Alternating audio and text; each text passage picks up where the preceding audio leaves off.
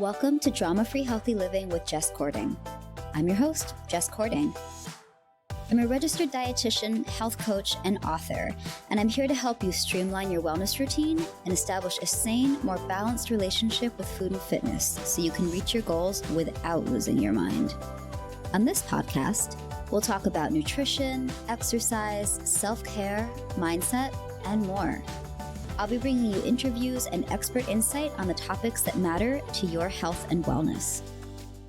I'm chatting today with my fellow RD, Alex and Olux, who is the owner of Olox Nutrition. So Alex is an integrative and functional registered dietitian and the owner of Olox Nutrition, a virtual nutrition coaching company that specializes in mind, body, and health and using food as medicine.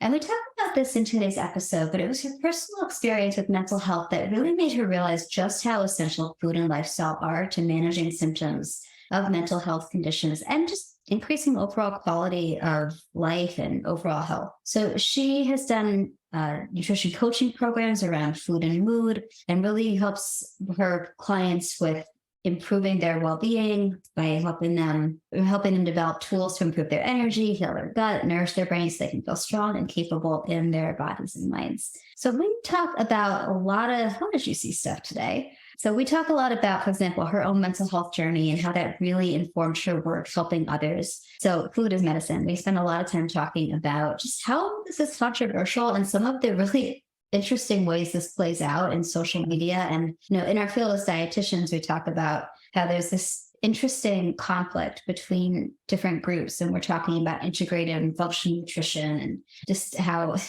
our thoughts about why is there this conflict that's war when we're all just trying to help people. But we also talk about things like some of the best foods and lifestyle habits for supporting mental health. And we also get into some woo-woo stuff as well, and just sort of things about what it's like being a practitioner in this space. So as always, guys, I so appreciate you being here, listening to this podcast. So without further ado, let's get to the episode.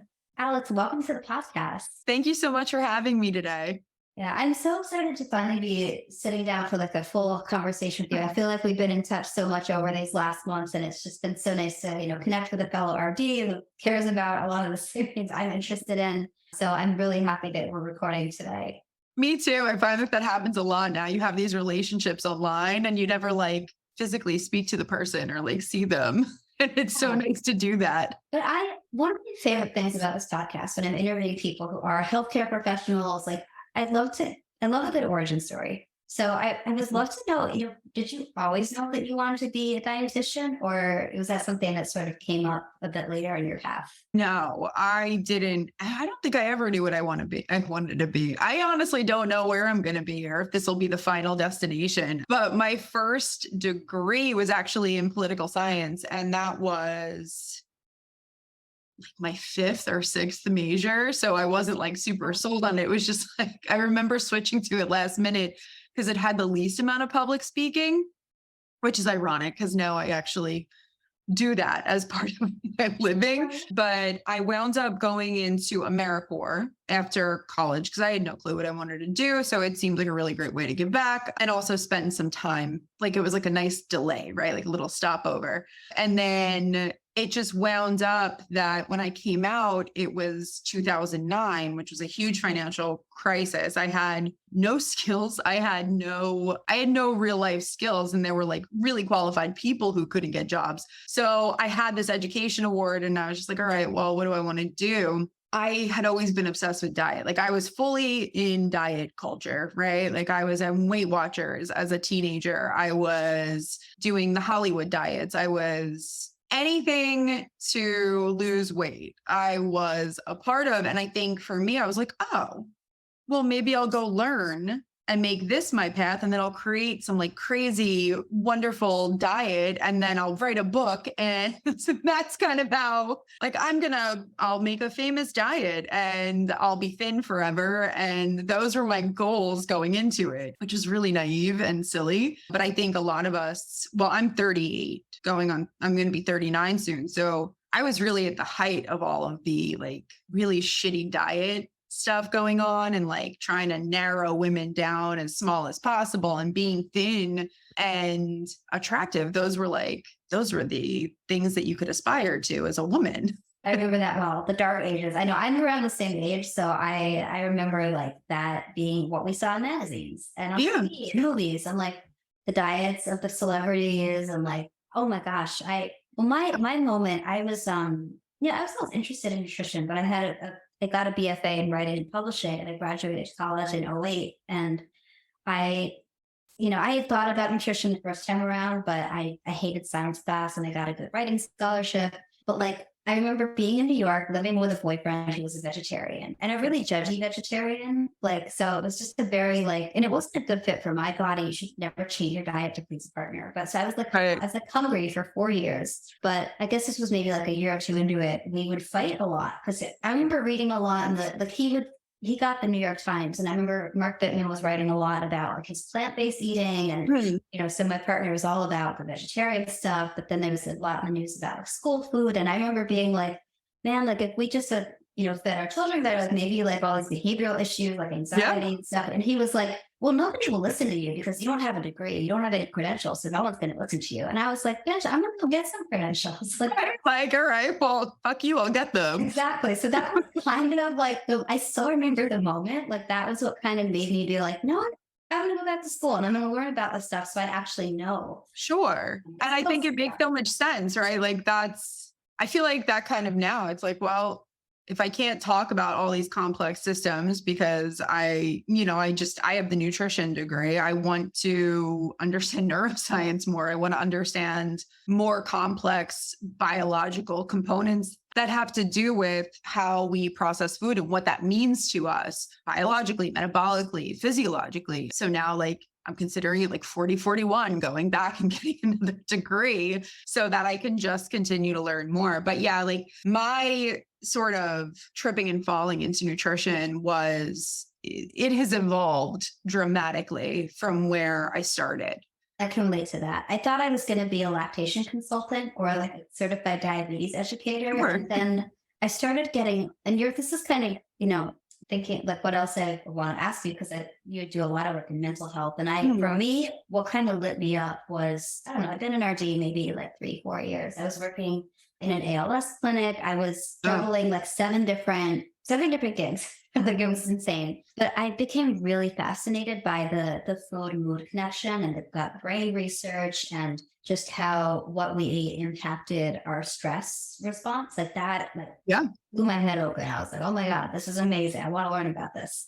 And I know you do a lot of work in terms of supporting mental health with nutrition and lifestyle. And you've shared that your own experience with mental health is what made you realize just how essential food and lifestyle are to supporting mental well-being. Is that something you'd be open to sharing with us a little bit about what your experience was like and what you learned from it? Yeah, of course. So I am diagnosed with bipolar 2. So I have the propensity towards, right? Because I have been in remission for long stretches of time, but I have the propensity towards very, very long and intense bouts of depression and hypomania, intermittent with hypomania. So for me, I just didn't know why I felt everything so intensely for so long. And it honestly wasn't until I went to AmeriCorps and I just saw all these people who weren't from Staten Island, where I'm assuming just being crazy is just kind of it's a part of our fabric of being. I saw these people from other states and all, they were not having intense responses. They were not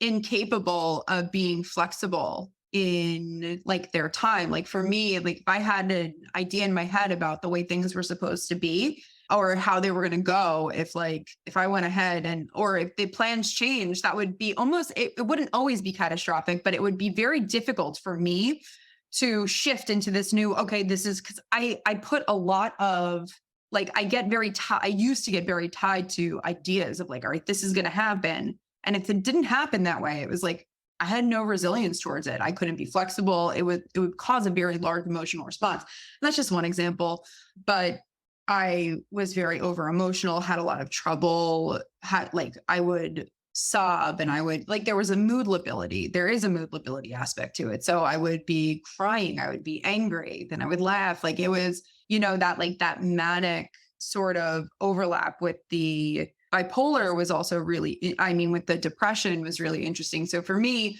it would present worse prior to my period. So, throughout my 20s, my diagnosis was depression, anxiety, or PMDD. And it wasn't until we started trying a whole bunch of different medications that it was clear that they were making me manic, which then that became much more apparent to my doctors that this is what was going on. And the other issue is that typically hypomania, I'm not going to go seek help for hypomania. I am feeling usually better. Like that's how it manifests for me. Like I'm heightened. I'm not depressed and like low. I'm not low energy. I'm not low mood. Like I want to do things. I'm ready to do things. Like, you know what I mean? There's this in it, there is some sort of productivity that is a relief from the depression. So you don't always seek help during those times. That's not when it happens. It's usually during the depressive episode. So it can be very difficult to actually diagnose. So I was misdiagnosed for 10 years. I was put on wrong medications. And then I hit kind of a point after a relationship where I was like, all right, I got to save my own life. And I wasn't even thinking necessarily of mental health. I was thinking of like just getting healthy. I need to get healthy, right? I can't keep doing this. I can't keep drinking wine at night and watching TV for hours on end. Like I can't keep gaining weight because it was ruining my mental health. So it was this combination of things. And then finally I was like, all right. And it was all or nothing for me. It was like, I did a very intensive 3 weeks of a therapeutic diet and I had never understood what it felt like to feel good until then. It was shocking to me, the change and how I felt. And it was also shocking to me how much I had been overeating prior to that. And I didn't realize it because it was such a huge emotional coping mechanism for me. So everything became a lot easier once I was able to pull a lot of the foods that were problematic out of my diet and really start eating a shit ton of fruits, vegetables, focusing on protein, really doing a lot more activity, meditating. Like it was everything. It wasn't just food. It was the stress reduction. It was the movement. It was the boundaries in my relationship. But it all became easier because my foundation in nutrition became so solid and so nurturing to my mental health. I love that so much. And I can relate. Yeah, I had a different experience with mental health. My challenge was PTSD, which was just at times like debilitating. Like I would be like either like talk about fight or flight. I was either like in full on flight mode or like horizontal, like could not move. And I would dissociate a lot. And it took me a long time to really understand it. But for me, I found that I needed to eat enough. That was the big thing. But also like I found that having the right balance of protein, fat, and carbs makes such a difference. Like I have found that my mood and stress response are so closely tied to my blood sugar. Yeah. Like I have to be not careful, but like it is something I need to be thoughtful about, because there have been those times where I've not been as intentional about making sure I'm covering my bases. And then I feel those little clickers, I call them. Where it's like, okay, like you gotta get back on track here. Otherwise this might not be so great. And it's just, I didn't talk about it for such a long time, but then I realized, lots of people have an experience like that. And some people understand it. Some people don't. I was like, if I could help other people, understand how to feel better, that would be worth it. And that's what I think it became so important for me in my practice and kind of what I do, because it made such a difference for me. I was like, how could this not make a difference for other people? And then I would look things up. I started looking into the actual research that had been done. And like, obviously the research on diet alone is a little bit tough to find. There is stuff on the Mediterranean diet. There is stuff on the Mind diet. But again, those are patterns. Those are examples of patterns of eating that could work. And I think it became so important to me to figure out like, okay, how do I make this available to as many people who need it as possible? Like, how do I get that out there? So this has been really interesting because I didn't want to talk about bipolar. I remember I wrote the article for Mind, Body, Green about how I had bipolar. My father was like, "You're telling people that?" I was like, "Yeah." And we'll link to the article if you want in the show notes because it's a really well-written article. And I just like, I'll bet afterwards, so many people must have reached out to you being like, "Oh my God, thank you." So many people reached out to me and it was it was overwhelming and like so wonderful to see it. Cause also it like, I felt like I was taking a risk there because bipolar is still pretty stigmatized. It's not, it's one of the still very poorly misunderstood mental health diagnoses. It is associated with problematic people. And quite frankly, honestly, at the height of my symptoms, you don't want to be around me. Like it's not a likable flare. Like it's not a likable thing. So I was worried because I've been told my whole life, like, don't talk about it. Like, don't say it. Doctors avoided using it as a diagnosis to like protect me. So it was interesting. And then having that influx of just, this is me. This is what I like. This is exactly how I feel. This is what I'm going through. Like, how can I make this better? That article really changed a lot for me and my perception of shame associated with the diagnosis for sure. And that was really, really helpful, I think, for me. Thank you for sharing that. I can relate to that 100%. Like, I know for me sharing my own story 20 years after the fact, I was like, why did I keep this a secret for so long? Like, I was like, that didn't work so much. Like, that's actually kind of a relief. I think we do that a lot as people, right? Like we hold on to things and we get so worried about the potential outcome that we cause this other suffering that we don't realize can be like completely relieved if we just like let it out. So it was, and it's interesting that you said you dissociated a lot because I can't remember a lot of my teens and my 20s. Like people will tell me stories where I was like the center of that particular story. And it wasn't because of alcohol and drugs in those times. It was simply, I was not present for a lot of my life. And I'm sure there were trauma aspects to that. It's just, that's not uncommon with the people that I speak to. It's not uncommon with my clients. It's not uncommon with even my friends. Like these are things that are happening, whether your diagnosis is bipolar, if it's depression, it's anxiety, or if you just like grew up through the 90s or like whatever it is.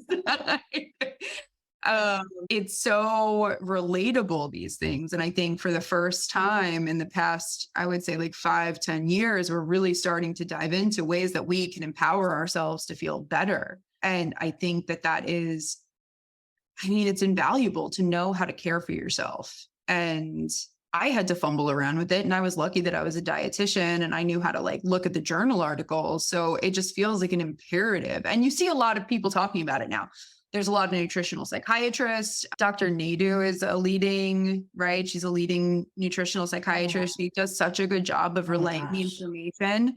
And it's hard not like, because this is controversial stuff and a lot of people push against it, but it's hard to take any of the information that she presents and look at it in any other way as like, oh, this is positive information that is going to be helpful. And then there's Chris Palmer, who's talking a lot about the ketogenic diet and what that can do for schizophrenia and bipolar. And like, these are like really important conversations and they need to be had because people need to understand just the sheer magnitude that diet shifts can make in the way that they feel and function.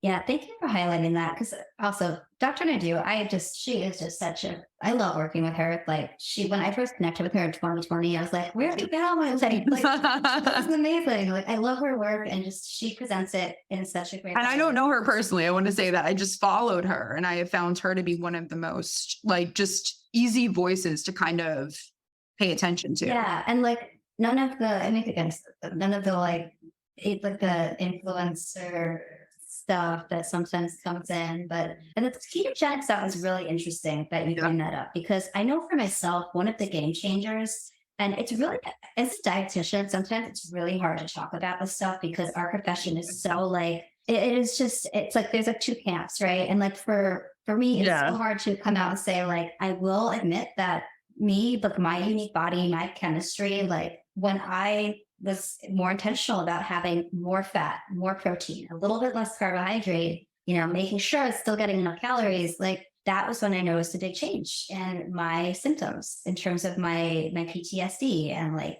my mood. It was amazing. And everyone is different. But I've been really intrigued by the research on like, I'm not saying that I'm not keto. I don't think that needs to be. No. But I'm curious to see what we learn. And like, yeah. And I think it's really, and quite frankly, like to even kind of double down on that point, I don't think everybody is that different in their need to consume more protein, more fat, and like really reevaluate their carbohydrate intake. Like obviously carbs are not bad for you. That is never the thing. But like if you say one thing, it's almost as if you've said the other thing, right? Like if you say like maybe experiment with eating less processed carbohydrates, reduce the portion size, still eat them in like really good whole food sources. And obviously sometimes eat something that's like processed. We're not saying you can never do that, but for most people, reducing carbohydrate, increasing protein, increasing vegetable, which is a carb, but I mean starchy carbohydrate, has such a tremendous impact that it's hard to kind of put blinders onto the fact that this is an issue. That overconsumption of carbohydrates, specifically ultra-processed carbohydrates, is a huge issue with mental health. From what I've seen in my client pool and the patients that I've seen, it's from what I've seen, honestly, in thousands of patients over 10 years of practice. So yes, we all have specific needs. This just seems to be a very common sort of issue. Absolutely. And I hope you've seen that too. Oh my God, so much. Like what I have noticed that when people that I am working with shift the balance of the nutrient intake, and they're more intentional about vegetables, and especially the protein. I've seen that seems to be where I've had a lot of people struggle. Like they come back to see me like a month later, like, oh my God, I feel so much better, I'm sleeping better, and I feel calmer. Like I feel physically, like I look and feel better. It's amazing. Oh my gosh, yes. And it's so important. I am currently working with a group of women who are in recovery from alcohol and drug addiction. And that's one of my like first points is, are we getting enough protein? Are you getting enough protein? Because obviously one of the biggest replacements for addiction is going to be sugar and processed carbohydrates. Like, okay, it's the lesser of two evils, obviously, whatever, right? But just in the few times that I've seen them now, just the difference with them being intentional about protein and their ability to just have energy throughout the day, feel less craving for sugar. It's so substantial. And I don't think it should be controversial. I think that this should be openly spoken about. I don't understand all the controversial issues surrounding nutrition nowadays. Yeah, let's talk about that one, because I know we were mentioning about like the controversy around food is medicine. Yeah. And like, I would love to hear your thoughts about that. I think it's clickable. I think the food is medicine had like a huge surge in the last however many years. And I think that opposing that to fit whatever the accepted narrative is for your group. And it does feel like there is this like functional medicine versus like the health at every size movement. It seems like these two things are at odds, which they shouldn't be. There really shouldn't be that, but it's again, just in these absolutes, right? It feels like silly semantics to me. Like, okay, no, is it medicine in the fact that you can like pull it out of a bottle and pop a pill and it's going to do a thing? No, but if you eat a certain way, there is a very good chance you are going to reduce your risk for chronic illness. You are going to sometimes you're going to remit and reverse the actual disease that you have. It doesn't mean that medication is not needed. It's not saying that. It's not saying that it is a person's fault for not eating a certain way. It's giving them another tool. And I feel like one of the biggest barriers to people being able to make these larger changes to their diet is that it's not spoken about positively enough. Like there's this weird intercept where it's like, no, that's not going to have the impact that you think it's going to have. You need to be on medication. You need to be doing this. If you're on medication for diabetes, does that mean you don't change your diet? Like that's also not a catch-all, So I've heard a few dietitians state that exercise and diet only accounts for 40% of health. I don't know where this number comes from, but 40% is a lot. Like it's a lot, like it's almost half. So if you can't quite get the stress reduction down, if you can't quite find the community that you need, or you don't feel the fulfillment in your job, or all these other things that are really important to your mental health, to your physical health, to your well-being, these are two things that you can really work towards having some control over. And it's so weird to me, this idea of just 40%. I don't know if you've heard that number or you've seen it. No, I'm fascinated. I'm really curious to learn more about that. Because, yes, they're a big piece of the picture, but there are other things that I am curious about. And I imagine that for some people, it's probably a little different. For some people, maybe the stress is a bigger piece than someone else, or maybe the nutrition is more of a thing. Like I think the number struck me as odd. One, because I thought it was large, and two, who quantified that? Yeah. And two, just like why? Yeah, like why is that at odds with allopathic medicine? Like why is saying that food is therapeutic? Let's take the word medicinal out. Let's say it's therapeutic in nature and can really do a lot to reverse certain diseases. How is that at odds with the fact that we also need modern medicine to help also? Like, I think all of these things should also, everybody's different and needs different things. And I think that is lost in the messaging too. I feel like there's this need or this desire for homogeny in messaging in nutrition, but like what I need is going to look very different than what you need. Like you said, your boyfriend at the time was a vegetarian. It didn't work for your body,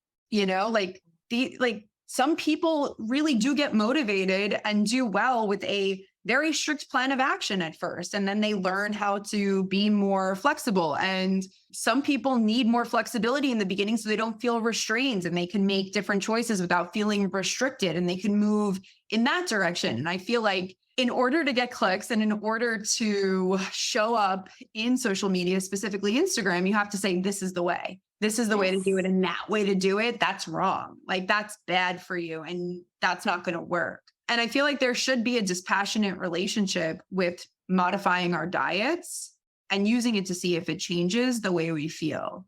So yeah, that's like my take on the food. Is like, I believe in food as medicine. I also believe that medicine is medicine. Like, yeah. And going outside every day is therapeutic. And like, so I don't quite understand. There's also a narrative that it's elitist. And that I can see more of because it's expensive if you go see functional and integrative doctors and functional and integrative nutritionists and things like that. But, the idea that eating a more whole food diet versus a more processed food diet doesn't have to be elitist. Like I've worked with people through the WIC program. I've worked with people in EBT, Social Security, disability. We've always been able to improve the quality of diet so that they feel better. So I don't like that either. I don't like that narrative either.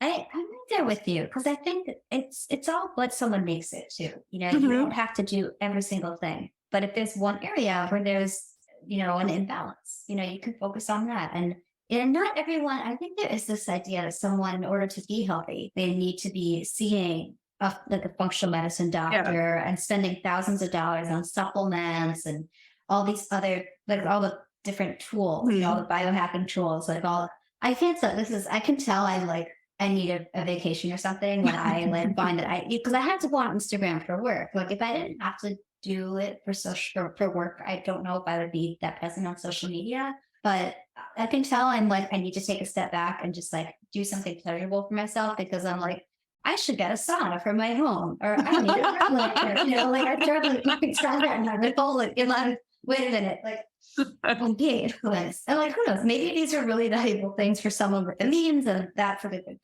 Yeah, those are a lot of barriers to entry. And listen, they're great. They are great. If you can afford an ice bath at your house and you've got an infrared sauna and you can do it up. Sure. Right. But then there are cheaper ways, you could dunk your face into ice water and that helps, you can blast yourself with some cold water at the end of a shower and that helps. Any type of sweating can be helpful. But yeah, they're definitely, and I get it. I get the criticism that there is an elitism to it. But there also is a practicality to it that I think gets lost when you were saying before, I look when you have inexpensive protein sources, eggs, beans, tofu, there's a lot of different ways to, you don't have to be getting the grass-fed filet mignon or buying chicken right off the farm. Sure, that sounds great, but there's so many ways, there's so many ways, even just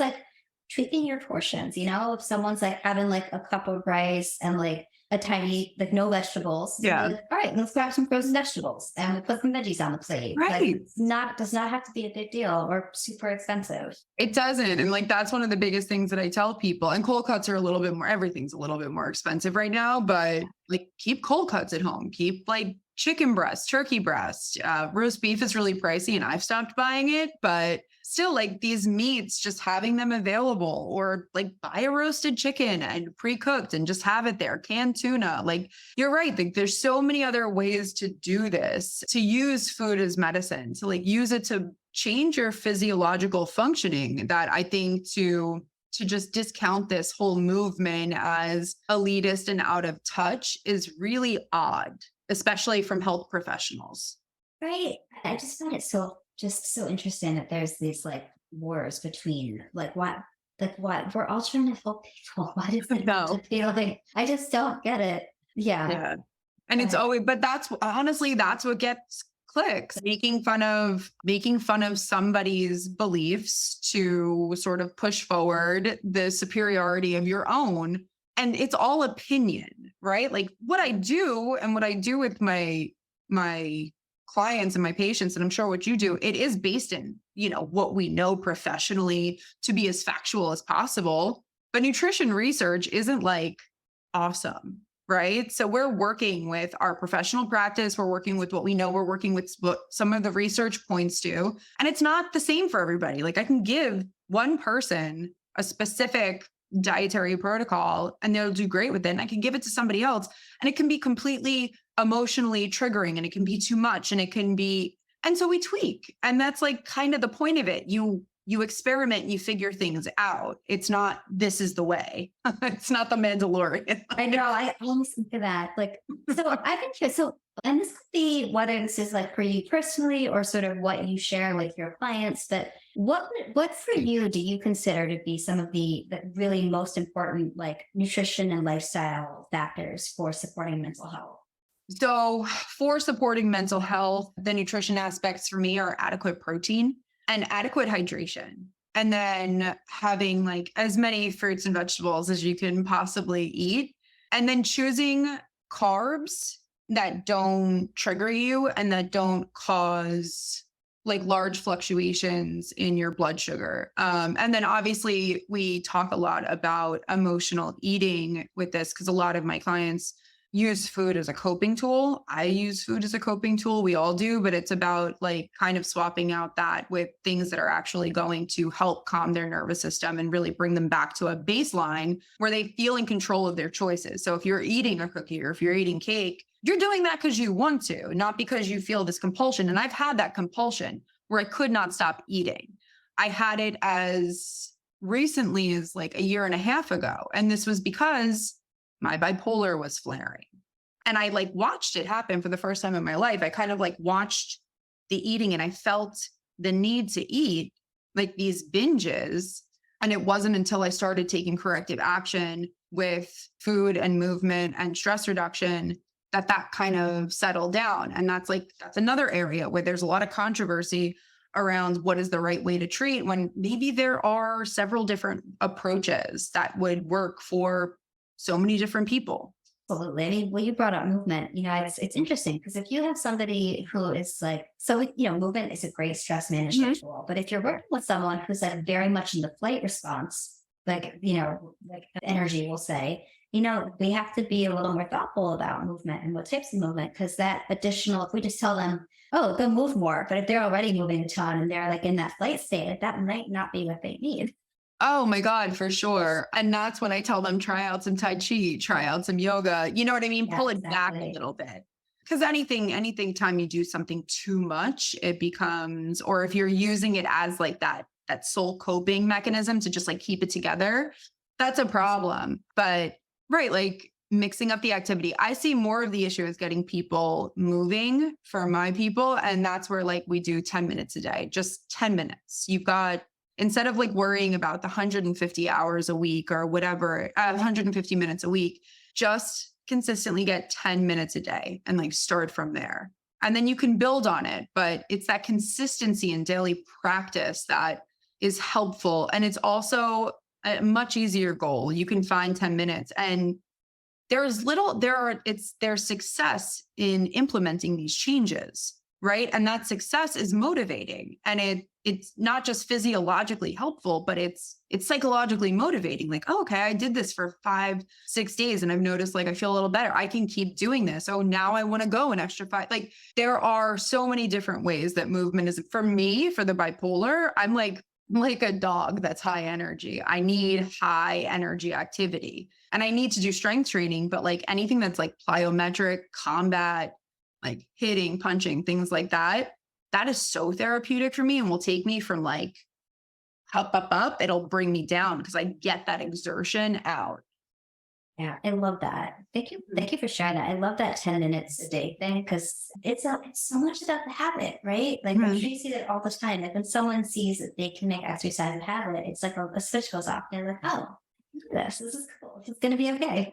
Yeah. And I think like we don't talk about that. I don't think it's necessarily, there is a discipline aspect to it, right? Like everything isn't discipline, and you don't need discipline for everything, and you're not failing because you lack discipline. But when we apply discipline to habit, and when we do act with some sort of discipline, even if it's a little uncomfortable for us at first, we feel successful. You know, we feel successful in accomplishing something that wasn't exactly easy for us to start or to do, or something we thought like previously we couldn't. And that kind of goes the same way with like changes to the diet. It's not always going to be comfortable. And I don't think that it's healthy to think that it would just be easy and comfortable to make changes. This is a lifelong pattern that you're trying to shift. So I think we have to acknowledge that this can be problematic for some people, and that we need to be there to support them in whatever way they need support, but not to try and kind of diminish what it might feel like for some people to make necessary changes. Because if we can acknowledge it, then we can work towards mitigating those issues.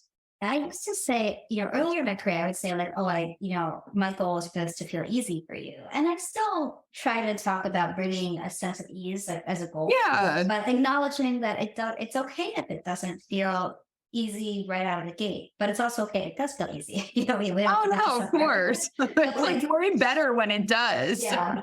But like that was for me, that was something I had to learn, and just learning about, throughout the life cycle, like, as hormones shift over time, like that influences things too. And like to really be really thoughtful about meeting someone where they are. Oh, for sure. Because it's, as we've been talking about, like everyone is so different. And like a problem I see a lot is people who are like, I work with a lot of women who are in perimenopause, postmenopause. Mm-hmm. They work with younger women too, but one thing I have found so interesting is that, women who are, in their 50s, 60s, like they're on social media and they're being influenced by 25-year-old influencers and thinking they have to do those workouts, they have to eat that way, they have to buy those supplements. It's just, it's really interesting to be also in that space and kind of see that and kind of trying to find out, okay, what's the best thing to like, share information that's going to be beneficial, but, appropriate. Like you can't, And that's why social media is so tough. Like it's tough because you have to convey like pretty like large messages and like big topics in very limited space and time. And it's like, and you want it to be engaging because you want people to like look at your stuff and you want people to engage with your stuff. And you want to potentially find people to work with you who really kind of align with what you're doing. And it's like a bunch of all these tiny little businesses that we all have access to. So whether you're looking for it or not, the algorithm sometimes shoves something in your face that's maybe not the best for you, but you might latch onto it like, oh, this 25-year-old influencer who's like never had a surgery, who's never had a child, who's never had any of these things is doing this. So I'm probably going to do that. And that's going to fix all of my problems. And then, well, sometimes these things help people, but a lot of the times it just adds to that pile of diets you've tried, right? It just adds to that pile of supplements or things that you've done that weren't tailored to you, that didn't really have a specific purpose for you in your journey. And then you're left a little bit more depleted, a little bit more defeated in that sense, I find. I see that all the time too. My favorite is someone brings their bag of supplements and it's like 20 bottles of things. And they're like, oh yeah, I bought this for this, but I haven't really taken it in a while. And I don't know what this one does, but my friend said I should take it. And it's a fun conversation because so like put on my nerd hat and like dig into the science of it like that. But yeah, no, it is. There. My friend, actually, my best friend, she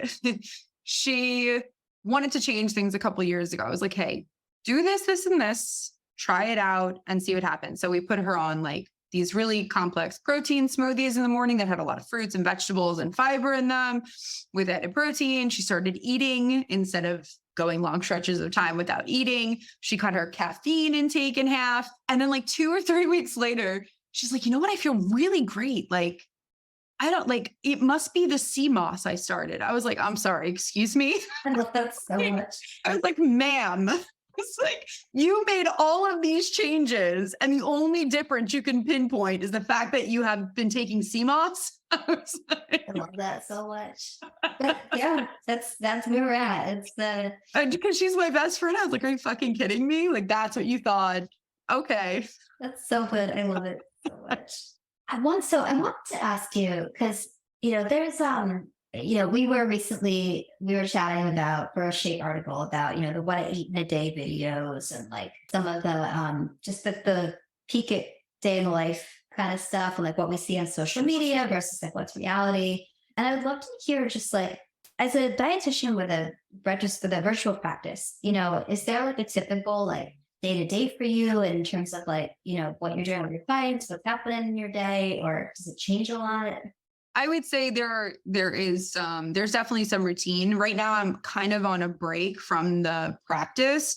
And it was because I wasn't engaging with it in a healthy way. So I'll tell you what I was doing. I was waking up in a panic at like 4 a.m., getting to my desk and just like, well, what do I have to do? What do I have to do? Do I have to write emails? Do I have to do this? Do I have to do that? Like, how do I make this work? So for me, it was a very fraught experience. Whereas now, as I'm moving back into it, because I've taken about 2 months off, I wake up, I drink water, I have my smoothie, I drink some coffee, I'll go for a walk outside, then I'll go to the computer. Then it's like, okay, what is 1 or 2 things I want to get done this morning? And then I usually schedule clients or see patients after about 10 because my most productive hours are early morning. So anytime I need to get anything creatively done, that's in the morning. And then I see my clients, and then I live in Long Island now, away from everybody I know. So then I just sort of like kick rocks out here and try to figure out what to do with the rest of my day. Yeah, no, it's that's so interesting because it's like I've been there with the waking up at 4 a.m. Like, oh my gosh, I need to do that thing. What do I do? And like I like learning not to do that was such a, oh my God, I wish I had learned that younger. Like I would have just saved myself so much anguish and gotten so much better sleep like in my 20s and early 30s. Like, oh my God. Now today, what are some of your self-care non-negotiables? Sleep. So now it's sleep. So for me, it's actually getting to bed at a reasonable time because I'm always going to wake up early. That's always been a part of who I am. So like waking up after 6 is rare for me, even when I'm functioning at my peak. So I need to be in bed by like 9, 10, 10:30 so that I get adequate sleep. That's a non-negotiable. Being able to be alone in the morning is also a non-negotiable. Now, I don't have children yet, so I don't know if I have a kid. I understand that my non-negotiables don't mean shit at that point, but like for now, I try to keep the dog inside the bedroom with my husband so that I can be away from, I like the time of the day when nobody else is awake, like, and being able to be present and by myself during that time, whether I'm journaling, meditating, shopping online, it's a very like low stress time for me. And I like really love that alone time. I can relate to that so much. I've been an early bird since I can remember. And like, I only sleep past 6 if I'm like sick, like it's hard for me to do. And I hear you. I don't have children yet either, but like sometimes like when I future trip, I think about that morning routine. What am I going to do? I think that too. Everyone figures it out. Like, but it's so funny you mentioned the dog. Like my cats love to exercise with me. Mm-hmm. I mean, when I say they exercise with me, like they just roll around on the mat next to me and like try to get me to pet them, feed them. It's like they came with the husband. So I remember when we were first like together, when we first moved in together, it was like think we moved in together in December of 2019, and then we got engaged in February of 2020, and then everything shut down, and we were living in my studio apartment with these two cats. And like, it was like the best litmus test ever. Like before, I mean, we got married on Zoom. It was like a really interesting time, but like, I remember having to get used to animals like really quickly. And it's just, they won me over. It took me a minute to be like, oh, okay. So when I'm working out in the apartment, not only is my husband here, there's these two creatures who are underfoot that I have to watch out for. I definitely can relate to the idea of getting used to animals, but my husband owns a pet care company. So it was kind of like a non-negotiable. He's like, we're getting married, we're getting a dog. I was like, I guess, but sure. And I love her and I post about her a lot. Like we have a really funny relationship, her and I. Like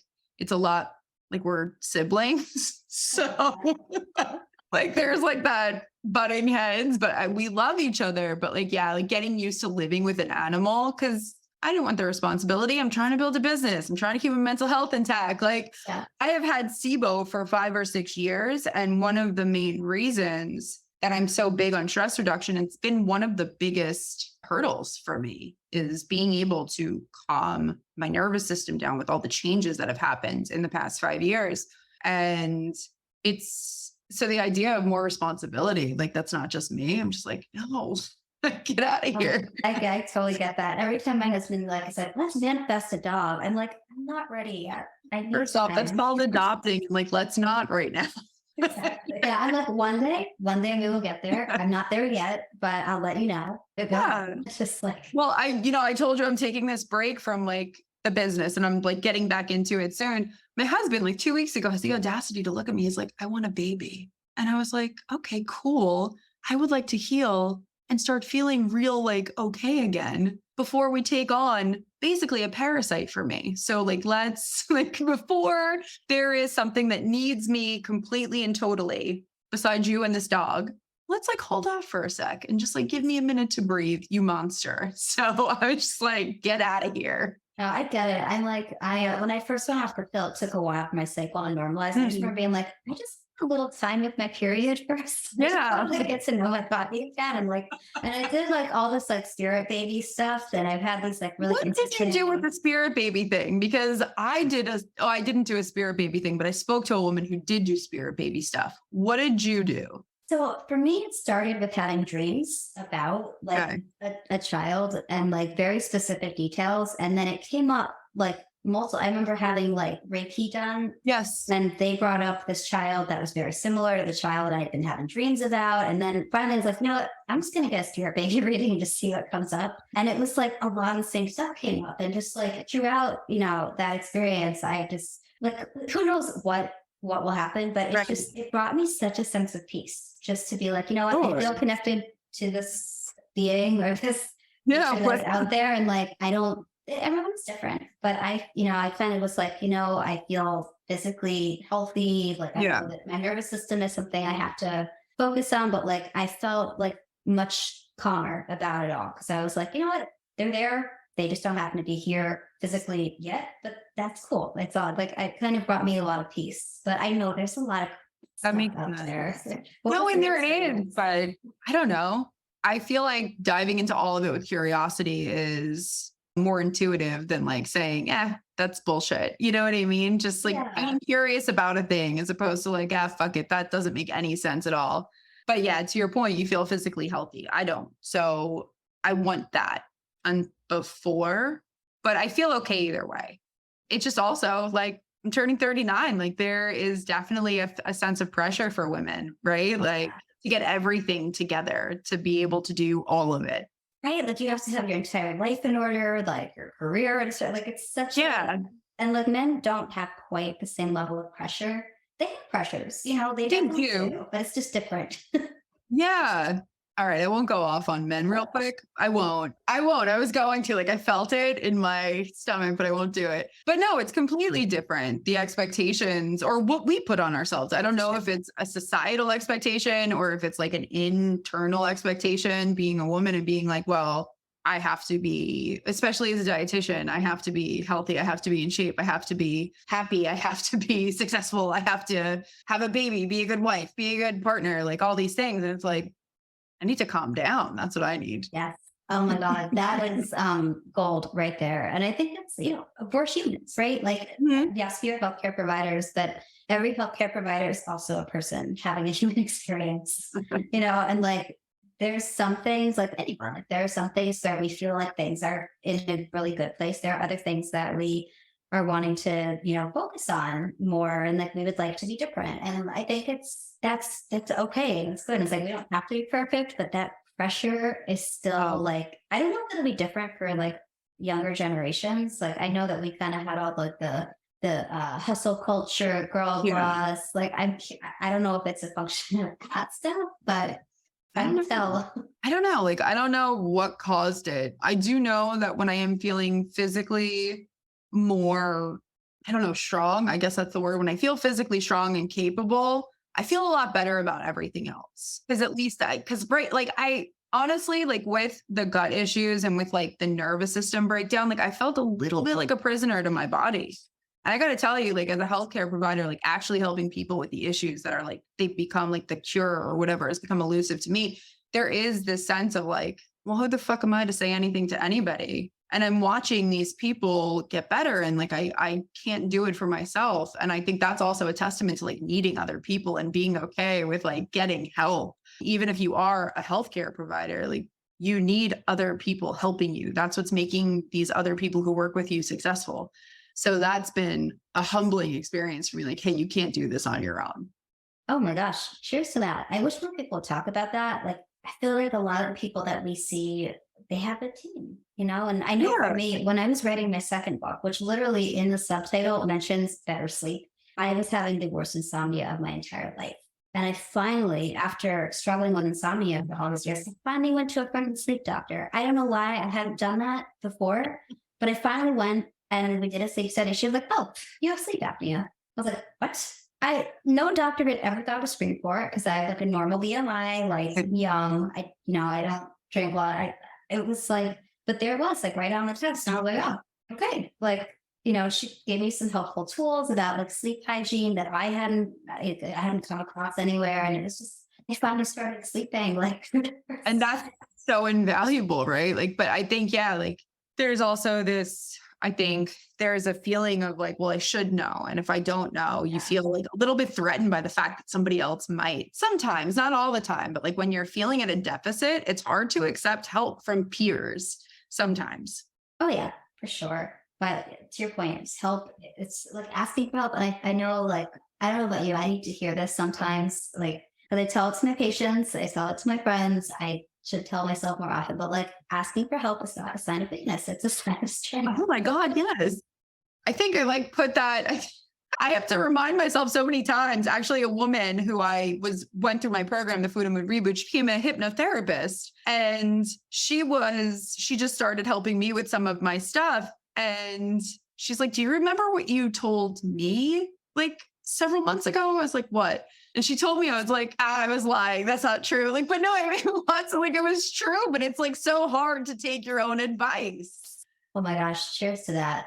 So Alex, I appreciate you being on the podcast today. It's been such a joy chatting with you. I could talk to you for hours about this stuff, but I want to ask you one question that I ask everybody on the show, because I just love that there's so many different ways of looking at it. And that question is, what does healthy living mean to you? Like today, this moment in time. I think healthy living to me means waking up and not always having to feel your most energetic, but feeling hopeful and energized for your life and feeling your sense of purpose and being grounded in your own self-worth. That's what healthy feels like to me right now. Love that so much. Thank you for sharing.